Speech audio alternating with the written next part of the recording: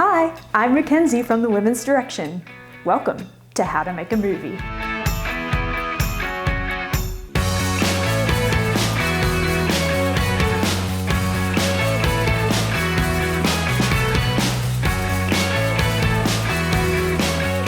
Now, as an aspiring filmmaker, one of the biggest pieces of advice I got was just go and make something. Now, not waiting for permission to go and make your own content is great advice, but it's a lot easier said than done. Now, for those of you who have been reading the blog, you'll probably be aware of the new Filmmaker's Guide, a section on the blog I started to make posts detailing advice and tips for those fresh to the idea of filmmaking, from somewhat more of a personal experience than something like a no film school, which is still a great resource and you should go check them out. But because the new Filmmaker's Guide was supposed to draw from my personal experience to give advice and tips, I thought I would start this video series as I embark on my own journey of making a short film. I want to get real about the process, the ups and downs, the things that are easy, the things that are really difficult, and just provide a realistic starting point for anyone who is considering a career in film. With that said, episode 1 is going to look at what I consider one of the hardest parts of the just go make something mentality, and that is idea generation.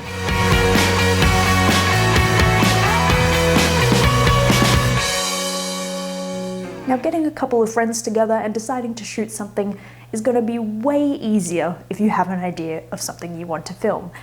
Now, if you're one of those creatives that has a million short film scripts just lying around waiting to be shot, then this video probably isn't for you. But if you're anything like me and have hit a massive creative mind blank since entering adulthood, then I would stick around. Now, I've been wanting to make a film of my own for years now, but have always struggled with the same thing. I just don't have any ideas. I don't have a story I want to tell or anything important I want to say. And as an aspiring director, it can start to feel a lot like imposter syndrome. The fact of the matter is though, all of that is completely untrue. Of course I have stories I want to tell and things I want to say. I just haven't given myself permission to let those ideas out of my head. If you feel it all the same way, then here are some of my tips to get those creative juices flowing again. The first tip is note-taking.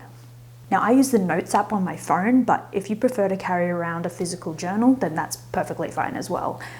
Now, if I get a spark, even if it's the tiniest, simplest, seemingly insignificant part of a regular day, I will write it down in my notes. The type of thoughts you're looking to capture are those fleeting ones while you're on a bus staring out the window into traffic. In an instant, they're gone, but don't let them go. Write them down in your notes. This could be the start of your next project. Most of my notes are like observations or otherworldly scenarios that my mind conjures up after hearing a sentence or seeing an image. If you need some examples of the type of notes to take, some of mine include: 2 guys look like they have somewhere to be, one's in sunglasses, suspicious. Commuters are catching a train, a new person takes a regular seat, chaos ensues. A cool older sister and a bored little sister are listening to music on the bus together. Where are they going? These little one-sentence notes could be the spark that leads you to your next full-blown script, or could just help you with my next tip. Tip number 2 is free writing. Now, I was a kid in school who absolutely loved creative writing. I loved reading, still do, and even went to a camp for kids who were interested in creative writing. Now, most of the writing I do these days is either analytical or factual for the blog, but very occasionally I get the hour to sit down and do this tip. Now, you might want to sit down and use whatever comes to your head as inspiration, but what I like to do is use my notes, pick one of those, and start writing and see what happens. Sometimes you get a lot out of it. Other times the idea could fizzle out and not really go anywhere. But that's okay. The important thing is that you're using your creative muscles. Now, if the idea starts to flesh out and you can see it going deeper, then great. But the important thing here is that you're getting practice. Tip number 3 is inspiration adventures. Now, some of these may not be possible due to the current pandemic, but going for walks in nature, going to the art gallery, to the cinema, or to the theatre are all things I like to call inspiration adventures. For me, nothing gets me more motivated to be creative than viewing other creative works, or being in nature. Nature particularly has an element of unpredictability about it, which you can observe and subsequently expand upon in your imagination. But whatever works for you. If you know certain things get you inspired, then make a point of bringing yourself to them or bringing them into your life. If listening to music gets you inspired, do that. If people watching at your local cafe gets you inspired, do that.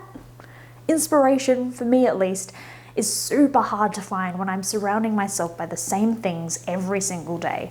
So if you can, go on a little inspiration adventure. The final point I want to make in this video is to not give up, but not hold on to bad ideas either. Once you have an idea that you've worked on for longer than a couple of hours, we're talking days or weeks here, and it's starting to feel like this could be your next project, there's one more hurdle that I've struggled with here, and that's sticking with it. Now, I have a tendency to abandon ideas at this stage, and that's mainly due to insecurity. It starts to feel real, so I start to question the quality of the story, whether it's even viable to shoot, if anyone will work with me on it, and the fact of the matter is, all of these concerns should be reserved for way down the track. To be honest, not even at all, because if you are passionate about your story, then it deserves to be told, and people will flock to you if you believe in it. So don't give up. You can always engage the help of other scriptwriters once you have a completed draft, but you need that completed draft to give them, so don't give up. The flip side of this, of course, is knowing when to say goodbye to an idea. If you're not really gelling with a story anymore and you're just doing it because Mackenzie said not to give up, then you're just doing it for the sake of doing it. You're not doing it because you care about the story anymore. Know when to say goodbye to bad ideas, and don't get attached to things that are going to stop you from growing as a creative. We'll explore the complexities of script writing and how to get your script to a final draft in another video, but for now, I hope that some of these tips have helped some of you become a little bit more inspired to start working on concepts for your next project. Let me know if you liked this video by leaving a comment below, liking or sharing this video. And of course, let me know if you didn't like this video and tell me why. What can I do to improve? And what would you like to see out of the series moving forward? You can follow the Women's Direction blog and read more of our new filmmaker's guide at www.thewomensdirection.com. We're also on Facebook, Instagram and Twitter if you want to go give us a follow. But otherwise, I hope you're well and I'll see you in the next one.